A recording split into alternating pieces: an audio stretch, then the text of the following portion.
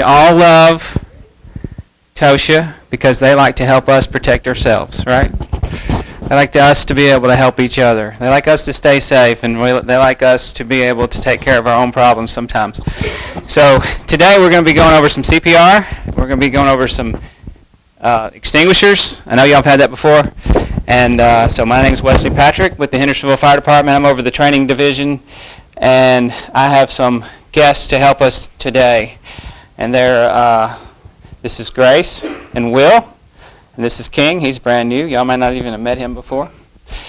And so we're going to take turns. We're going to do a little this and a little that. We're going to start with CPR. And feel free to join in, ask questions as we go.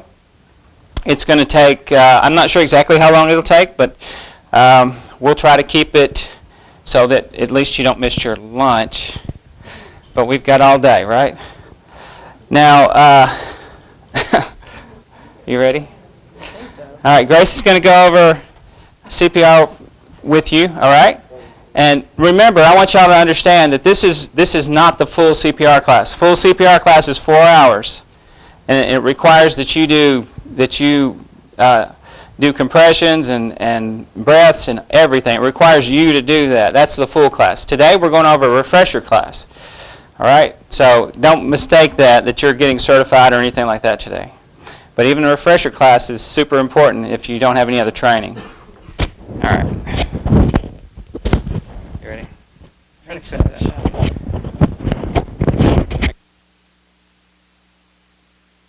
Hear me on that? There you go. Good? Okay. So I'm on light duty, so I got roped into this today. So, all right. How many of you haven't had CPR? You haven't? I have. Oh. Have not. Am I? So there's a few people in here who have not had CPR. Is that right? No, everybody's had it. Okay, so y'all can answer all the questions. All right, so when we start with adult CPR, what's the first thing we look for to make sure that we know it's an adult? Sorry? All right, so we're looking for somebody that looks like they've hit puberty. Okay, so that's going to designate whether it's child or adult CPR. But the family and friends CPR that we're teaching is 30 to 2 anyway, so it's not a big deal. What we're looking for is make sure the scene's safe. So that's like Responder 101. If you run in somewhere, you slip and fall in water, you can't help anybody, you bust your head. You want to make sure everything around you is safe. You're not in a dangerous situation so you can actually help people. The next thing we've got is tap and shout. When I went through, I feel like I'm really loud on this. When I went through that a long time ago, it was shake and shout, but I think they changed that because people were picking up the baby and shaking it. So you tap and shout. Hey, sir, are you okay? Don't hear anything. The next thing they've got is they want you to call 911 and grab your AED. So do you guys know where your AEDs are here in this building? Can somebody tell me where they are? Ours is in the hallway. Okay, so hallway. All right, so we know where we have those. When you shout for help, you can get somebody to go get the AED, call 911. If you're by yourself, they're wanting you to put it on speakerphone now. So you're going to be 911, there's nobody here, maybe you're at home, put it on speakerphone. The next thing you're going to do, you've identified, okay, he's not conscious, he's not talking to me. So they want you to check for breathing. That's the 2015 guidelines. So it's in the process of being changed to check for pulse first. So it's kind of okay either way. You can kind of do it both at the same time. They teach you to use these two fingers, not these two fingers, when you check for a pulse, because sometimes you'll feel your own pulse. And then you'll say, oh, they're alive. No, they're not. Okay. So you're checking for a pulse. Maybe you're looking, listening, feeling all at the same time. Okay, I don't have any breath. I don't feel a pulse. He's not moving. I need to start chest compressions. So our rookie is going to show you how to do chest compressions. You guys all know where your landmarks are? Where you should be putting it? You have a guess?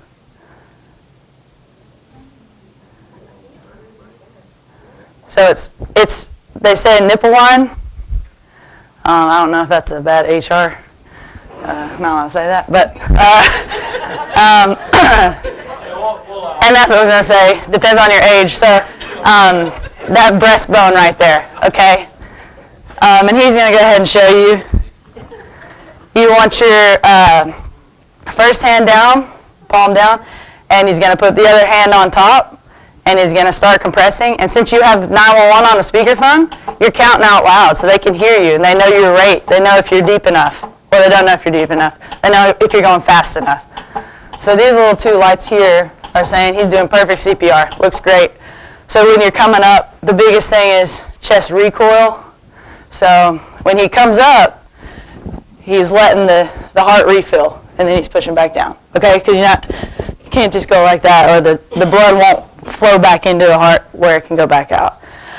I think the catchphrase now is hard and fast, and that's really, really where your bread and butter is at. So not so much looking at the airway right now. That can be kind of an optional thing. I think family and friends was optional. So if you do have a pocket mask, or you want to do mouth-to-mouth, you can use this. You guys have on your AED a pocket mask in this bag. So you're going to be doing 30 to 2 is your ratio. You're going to have this on.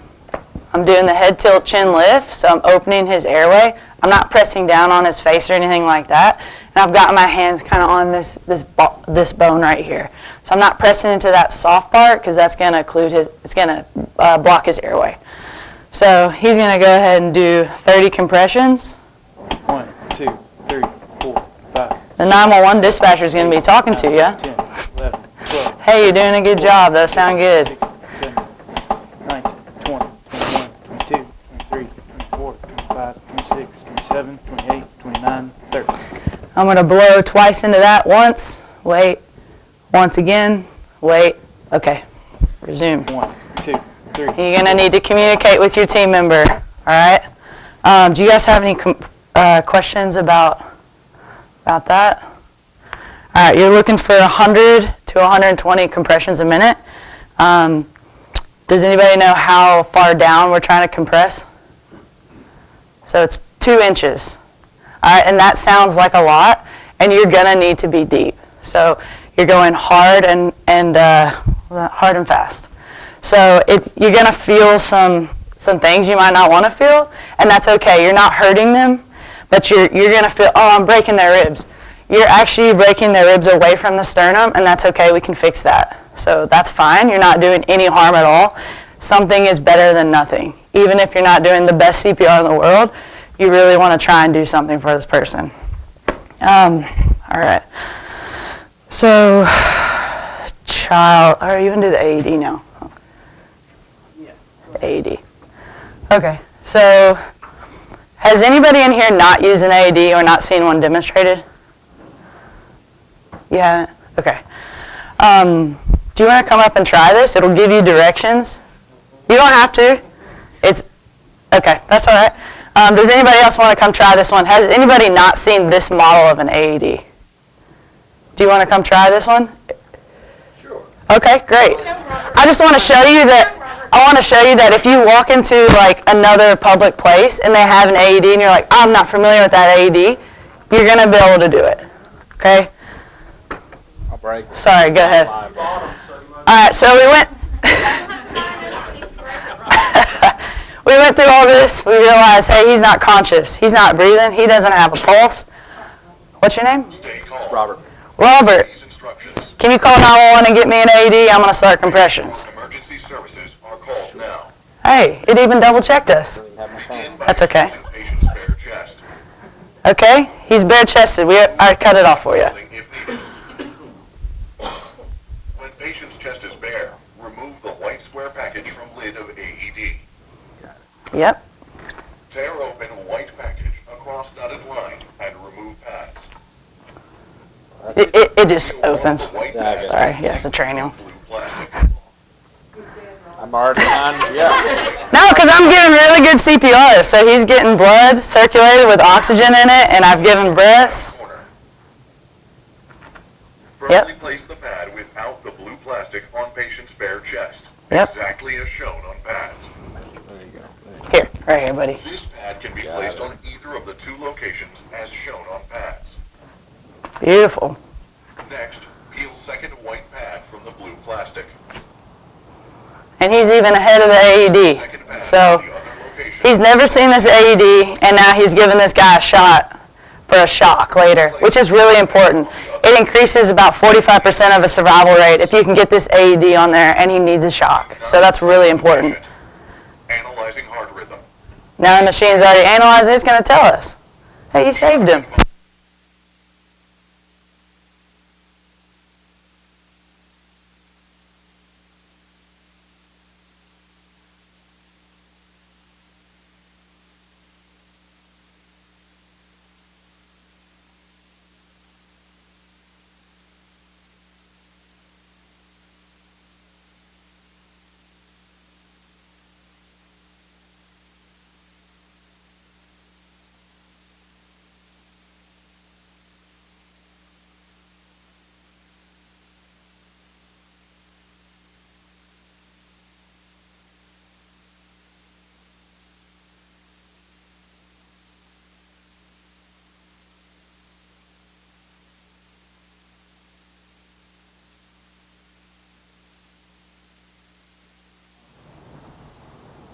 Am I back? I feel like I was loud enough anyways.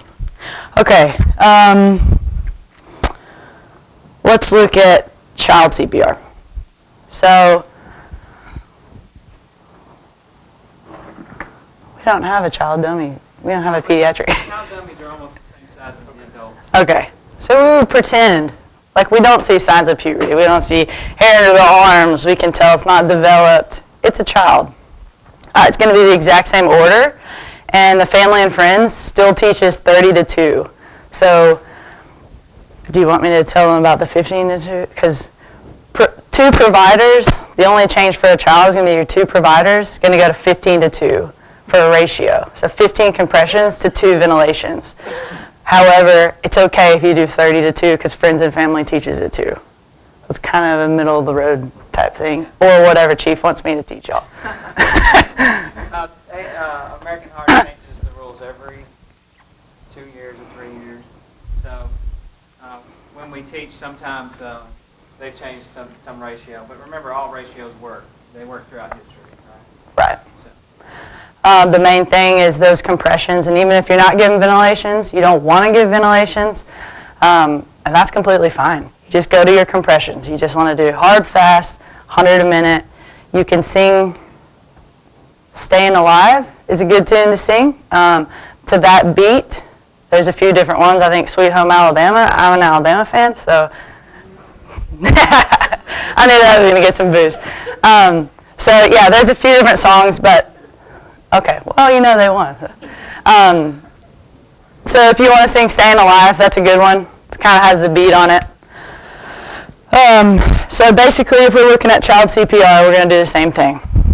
We're going to check the scene safe. I'm not going to slip a water, crack my head. I'm not going to get electrocuted. Something hasn't fallen that's going to fall on me. I go over, tap and shout. Excuse me, sir. I'm look, listen, and feel. I'm looking down the body. Instead of looking this way, it's just better to look that way. You can kind of visualize. Hey, I can check for a pulse at the same time. I've got a head tilt, chin lift. Okay, he's not breathing. He doesn't have a pulse. I need to shout for help. Help, somebody. Call 911. Robert, call 911. Can you get me an AED, please? It's best to use names in these types of situations, like if you want to get someone to do something. Don't just shout, hey, somebody call 911. I mean, that's better than nothing, but hey, Miss Vicky, can you please call 911 so that person knows they're responsible. They'll take that and they'll go do it, hopefully.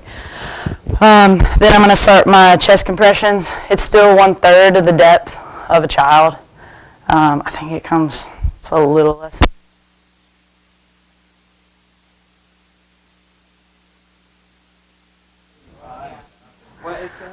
Supposedly they recorded some. It's the full recoil, hard and fast, 100 compressions a minute, same deal. It's going to feel bad. It's going to feel like you're breaking stuff. That's okay. You're helping them. So that was child. Same deal. 30 to 2.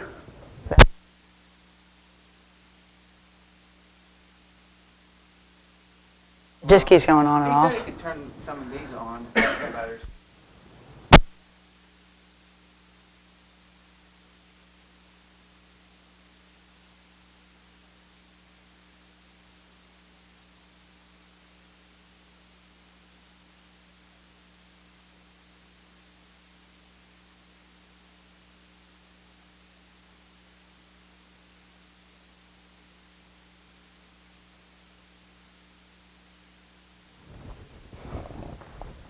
Yeah, so like Chief said, one-handed, you kind of just put it down.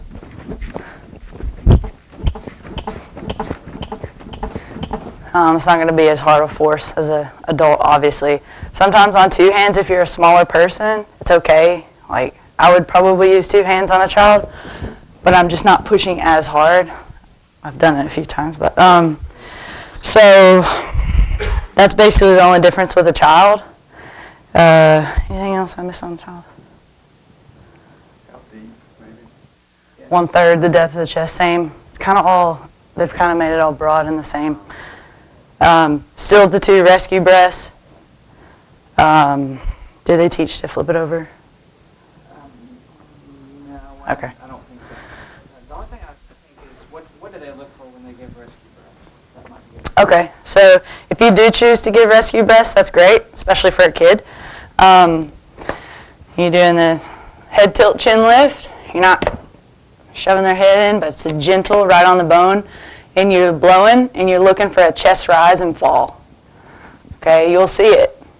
Look like somebody's breathing. It might be kind of slight. If you don't see it, try again. You can always check the airway. If it's unwitnessed, maybe you didn't see the kid, maybe he was eating or something like that, and you want to look for a choke, like a choking scenario. But other than that, just chest rise and fall. Simple. Choking. So, adult choking, we're not allowed to call it the Heimlich anymore. It's, what is it, chest thrusts? No? Politically correct version? Abdominal thrusts. Okay, so you have somebody that's eating, you watch him eat, he's talking, and all of a sudden, that's international, it's not for choking. He's holding his throat, but he's coughing. Coughing a little bit, but he just can't get a good breath. Do we need to do the Heimlich on him? No. He's coughing. He's moving some air. He's breathing, okay? He's not moving air at all. Okay, we need to start thinking, we need to do something pretty quick. So what you're going to do is a fist, and I think you can measure from your belly button, and one up, hand over, in and up. It's pretty forceful, and you just keep thrusting until something comes out, or if the person's going to go unresponsive. So if you are doing that, you kind of want to have your leg up underneath them. So I was telling Chief, if I was doing it with him, I'd be really putting him on my leg, because if he's going down and I don't want to go with him, because Responder 101 is you want to be safe. You want to be able to help them. If I go down and have a spill, I might not get up. So you want to be ready for that, and you're giving those thrusts. He goes unconscious. So where is that location? Where they're going to put their hands. So you see the belly button? One fist, and then in. And then you're over.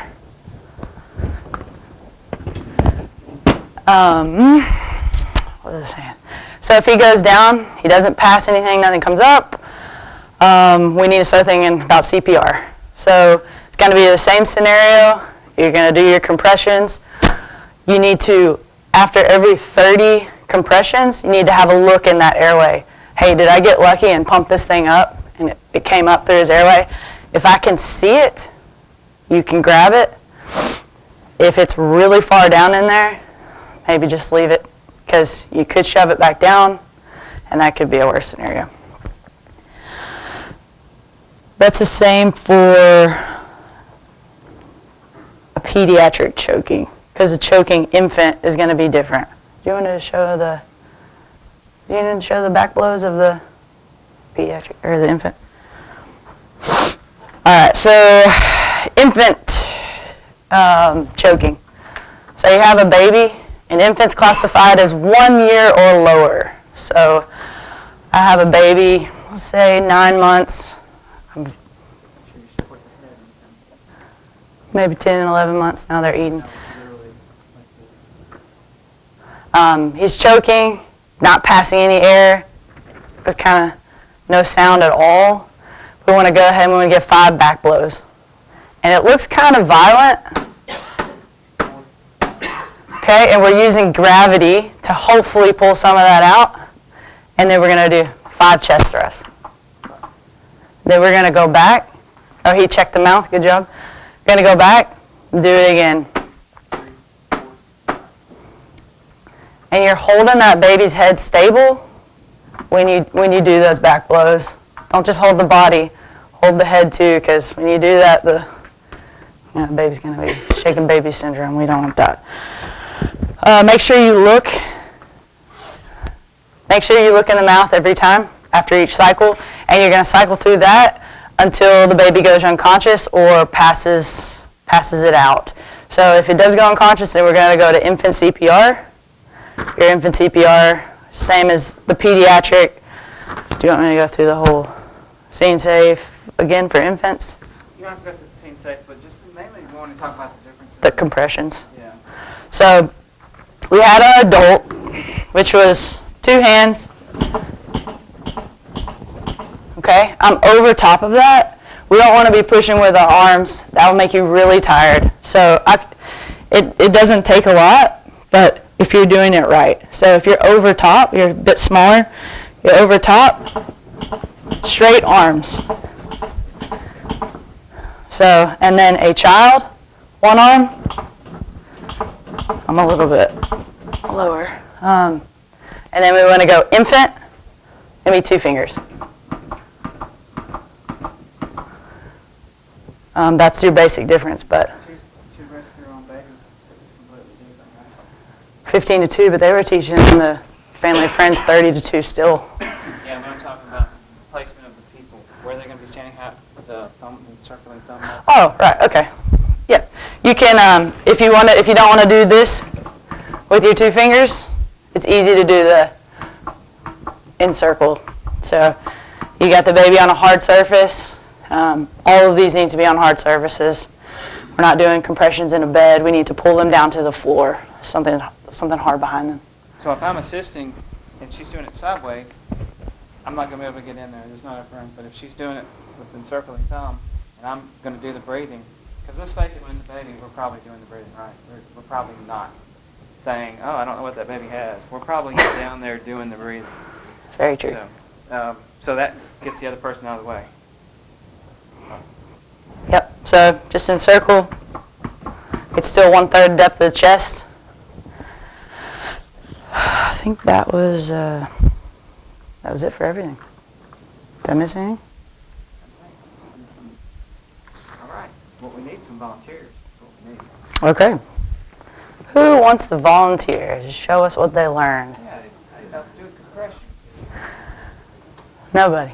You don't have to do everything. We'll make the rookie do it again. How about just some compressions? Anybody feel like they want to see what it feels like to use these dummies? And these are fancy, they got electronics on. I'll tell you if you're doing it right or wrong. All right. I know it's not the most exciting topic, but it's really important. Like a few weeks ago, we got on scene, and somebody was doing really good CPR before we got there, and we got the guy back. So it's like they always say, how long can you hold your breath? Because by the time you call dispatch and we get there, if you guys are doing CPR, this person has a really good shot, especially if you get an AED on them. Okay, so I know it's a little bit boring and you have to sit through it every year, but it really could save your family. And this was a daughter that did it. It was a kid. So it can save your family. It can save people around you. It's important. So All right, I'm not going to make you practice We got a though. little extra time because we've got no volunteers, right? So we'll volunteer us for this. Come on over here, King. Will, just be ready. You'll be part of it, right? Okay. You want this back, Chief? All right, so let's just say that me and you are, sometimes when you come across somebody, you don't know how long they're down or whatever, right? But if they're unconscious, that's not normal. That's just weird, right? They're not supposed to be unconscious. What if they're medication? What if they just passed out? We know it could be a lot of things. That's why we got to get down here. Hey, buddy, he's not waking up. Call 911. I think there's an AED in the hallway. I'm going to go ahead and start CPR. I'm going to check his pulse. And if I find he's not got a pulse, then I know that's it, right? For about 10 seconds, I'm going to check that. And I'm just going to immediately, I'm not worried about him. He should know his job. Go ahead and set it up. I know.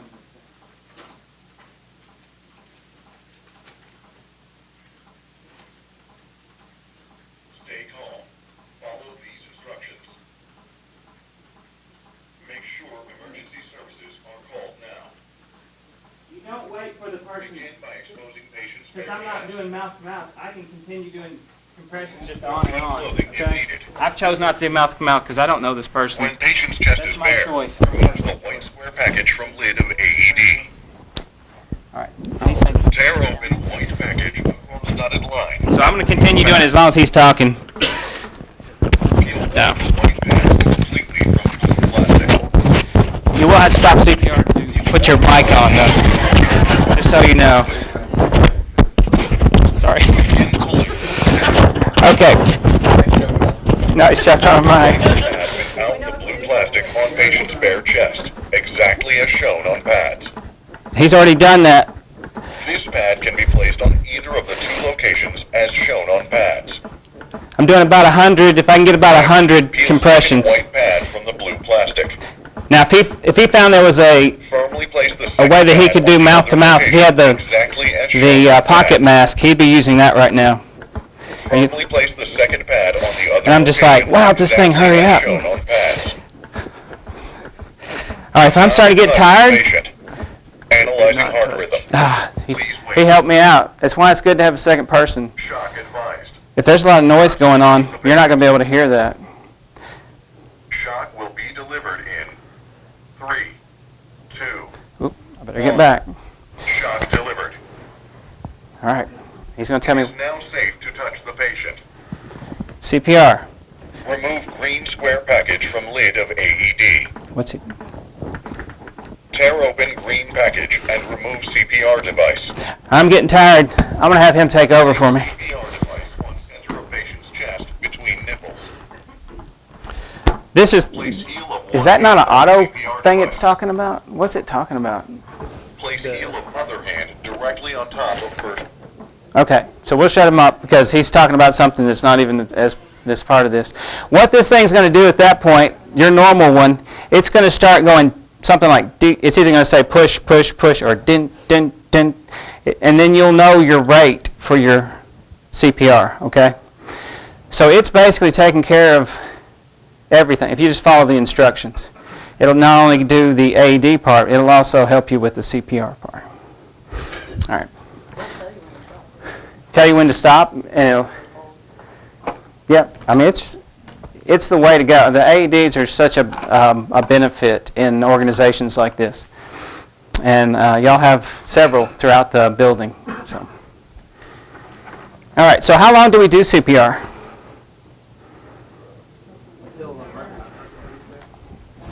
What's that? Okay. So, if someone comes along that is equally or more qualified, so they can take over for you, and you can back off and rest. If they're more qualified, Grace here is a paramedic. If she shows up, she has the liability, if there is any. There's not hardly any liability for you whenever you do this. In fact, short of jabbing them with a pen or something weird, there's no liability for you as long as you're not doing something really, really weird. Okay? So you're protected from liability. So don't think that if I get down there, I'm going to, I run the risk of them suing me because, what's the law? Good Samaritan law, thank you. The Good Samaritan law protects you so that people don't run into that situation where they're not willing to do stuff. All right? And you notice I've got a little bit of, it does wear you out. So we're doing this for like 2 minutes, and then we're trading places. And so about 4 times. You're going to do it about 4 times of the 30 to 2, or just the 30, 30, 30, 30, 30. And then we're going to trade places, and that way everybody kind of stays fresh and everything. So, cool? Did I miss anything? No. So you don't stop unless they come back to life, like in the movies, which almost never happens, or somebody shows up. Or maybe you're by yourself and you're just completely exhausted. You're sweating and you just can't go on. And that's okay. You're not held liable for that. That's we don't need 2 victims, right? All right. Good? Anybody got anything? Any questions? All right. Don't be afraid to do CPR. Bad CPR is way, way, way better than no CPR. All right? So even if you're just kind of pushing, it's still better than no CPR. All right. We're going to transition over to extinguishers if nobody's got any questions. Good? All right? All right.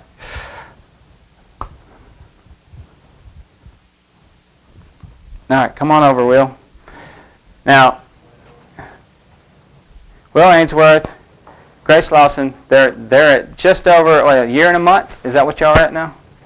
They've been here a year and a month. So first off, that was Grace's first class. So if you give her a hand. And I will say her class was much more enjoyable than my class. I really liked it. All right. Now, I won't say the same thing for Will's till I see it. Oh, this is stuck. There we go.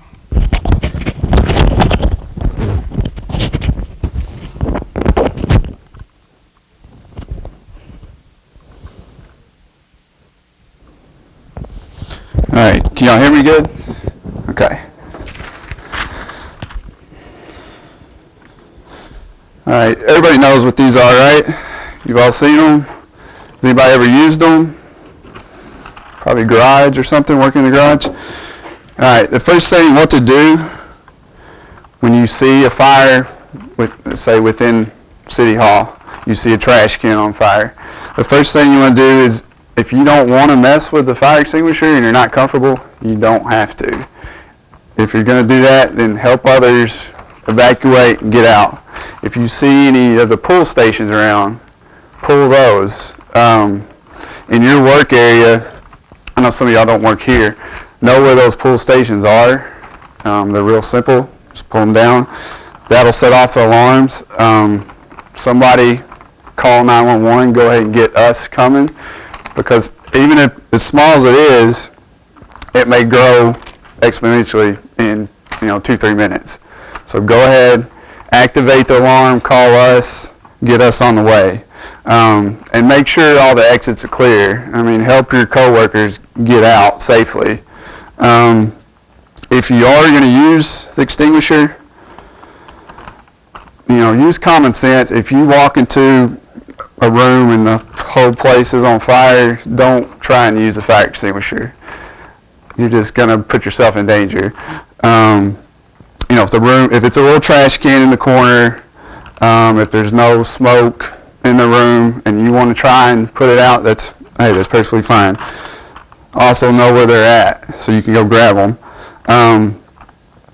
You also may have to use it if something crazy happens, there's separate fires, or you need to get out. You can use these to help clear a path to get out. But like I said, they're only going to do so much. Like I said, know where they're at. You can remember the 3 A's, which is activate, assist, attempt to extinguish.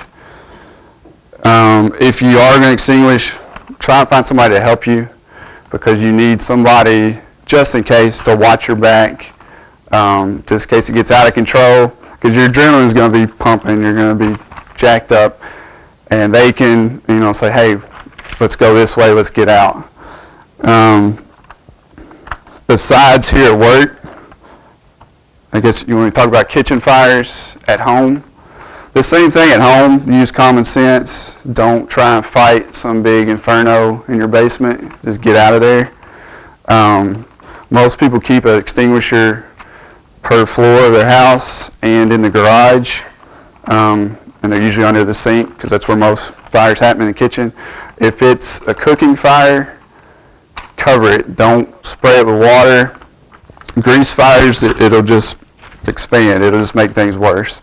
And again, if it's a small trash can or something, you want to set it outside and put the hose on it, that's fine too. You don't have to blow up your kitchen with the dry chemical from the extinguisher all over the place.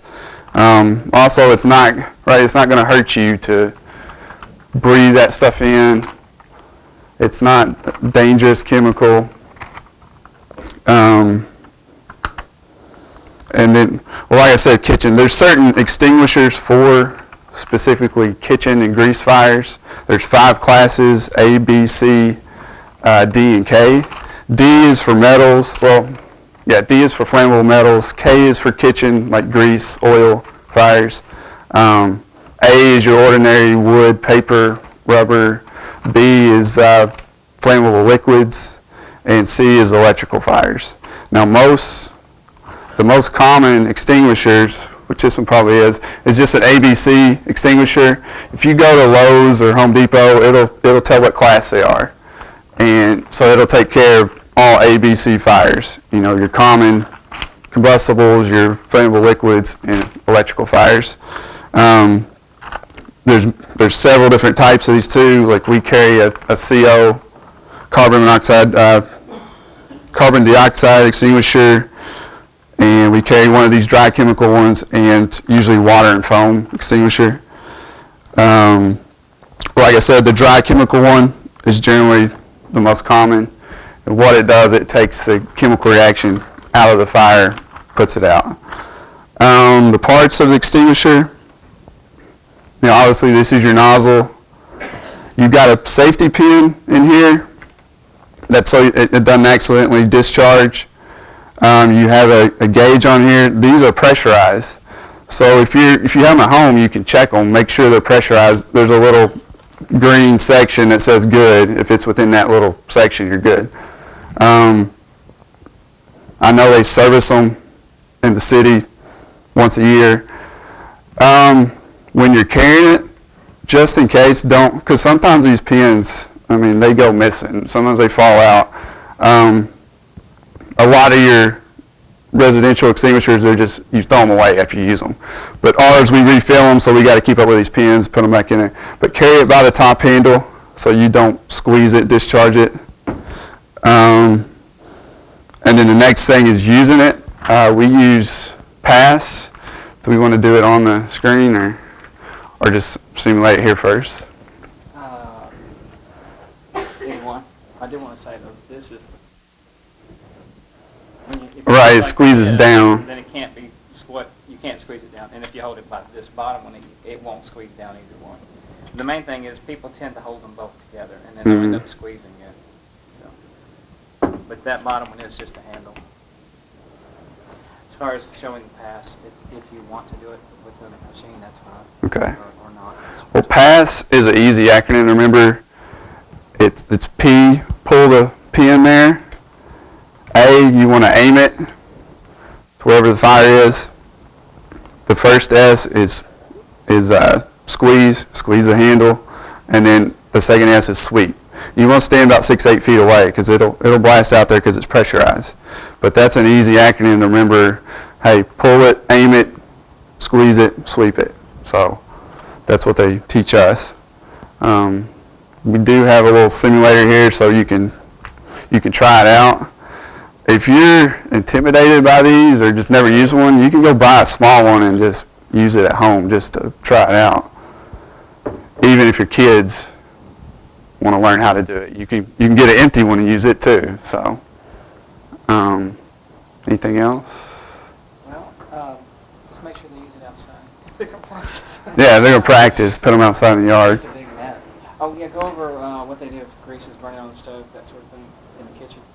Oh yeah, we said cover it. If you got a pan, Well, what a lot of people do is they want to carry it, you know. right? And that's a when you get into trouble. What if there's not a cover for it? You know, what are you going to do? Do we need to go get the extinguisher? And you know what the extinguisher does? It will cover the entire room with a light layer of this extinguishing agent, okay? So it's fine, you clean it up, but if you choose to use it, you're cleaning up a big mess. Whereas if you put a lid on something, it's done. It's just the pan. You just got to clean the pan.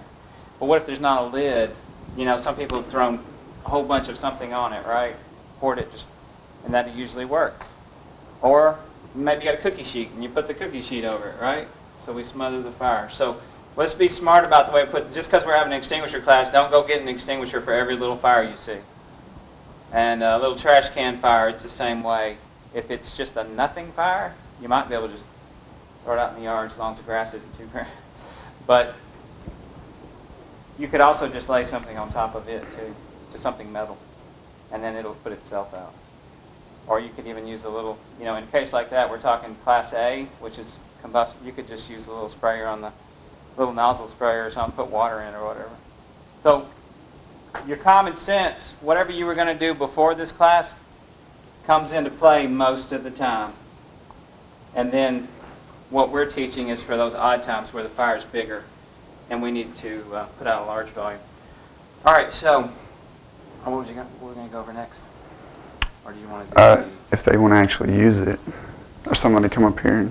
Okay.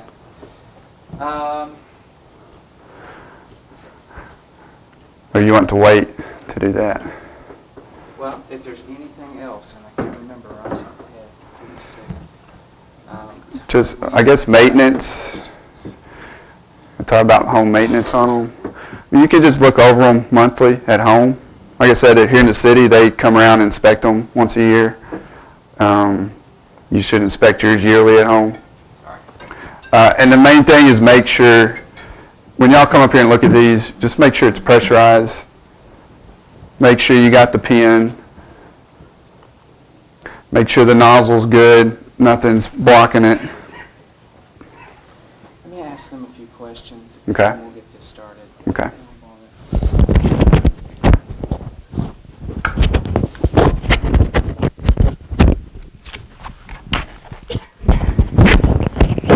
Just so you know, I asked Will to do this like last night after he'd already left, so yeah, he's doing really good.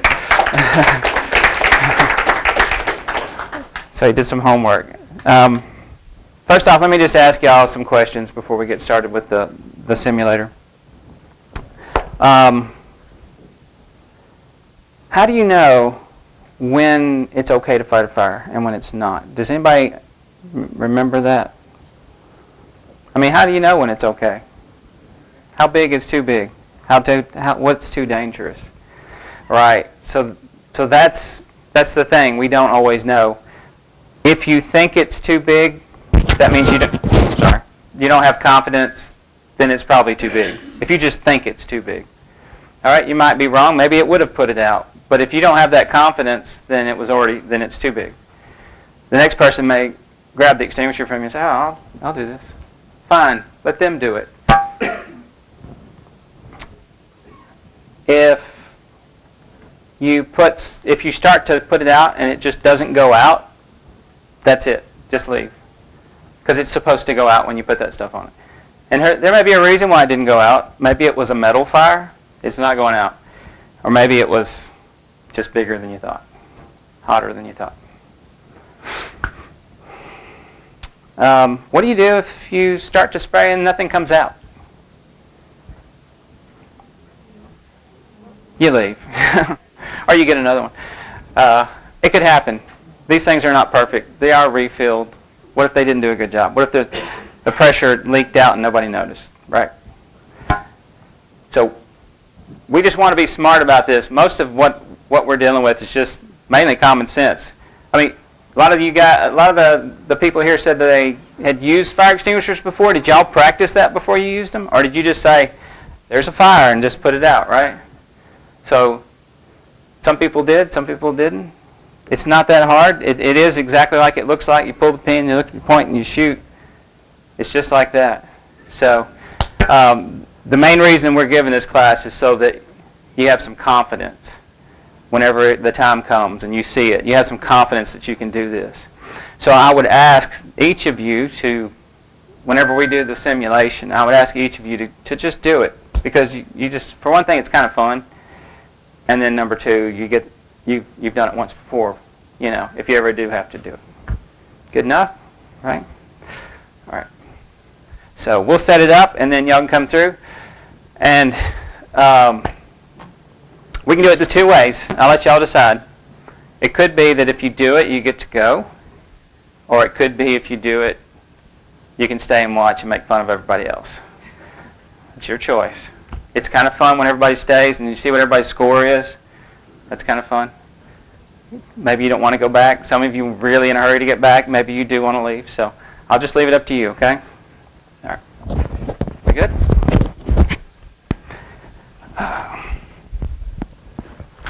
I'll need, now, one thing we didn't touch on. Usually we go in groups of two.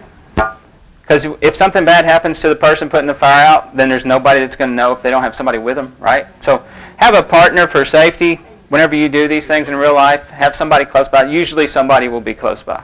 That's usually the way it works. But try to have somebody with you at all times. Because they can see things that you can't see. They're standing back. They're like, let's get out of here. Let's get out of here. Kind of like Scooby and Shaggy. Let's get out of here, man. So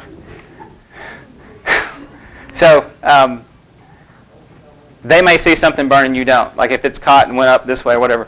But if you have that second person and for some reason you went unconscious, maybe it was just your bad luck day, then they can pull you out of there or they can tell the firefighters he's still in there, whatever the case. All right? So always have that second person. So because of that, we're going to do this in groups of two. All right? And both of you can put the fire out, but we're going to do it in groups of two. And then we'll get this thing started here in just a second. So I need somebody to run the fire. Okay. So basically, start just does it. Mm-hmm. Right now, we want to turn the difficulty to where it'll actually be able to be put out. That helps. And then you'll just push start. Now, again, so you can flare up or down. So if it's just not going out. Mm-hmm. But hopefully you won't have to do that. You reset it by it'll time out. Okay. And then you can reset it by just pushing start again. Okay. All right. Definitely don't want to use this. All right. See if you can find the pin that goes in this. It's in that box over there. Just be a pin. Who's going to be first? Me and Dwayne will do it first. All right. Now, Will, make sure you give them an extra big fire because they've done this before. All right, so whenever he starts up, it'll ding. Yeah, we got to put that in there. It'll come to a point where it'll make a beeping noise. Is it working? It didn't work last year. It took a little bit. We got it going this time though. I'll let you hold that, but you're not allowed to move until oh, it's already going. Go ahead, you're good. That was quick. Oh. Watch out behind you, Vicky. Go.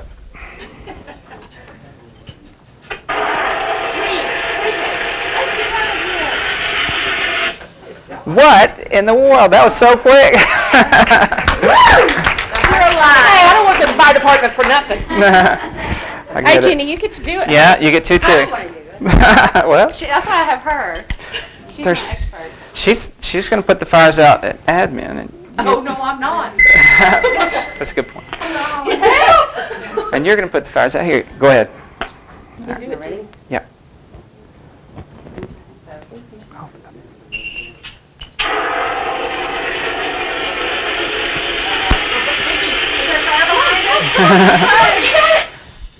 Don't give up. All right. All right.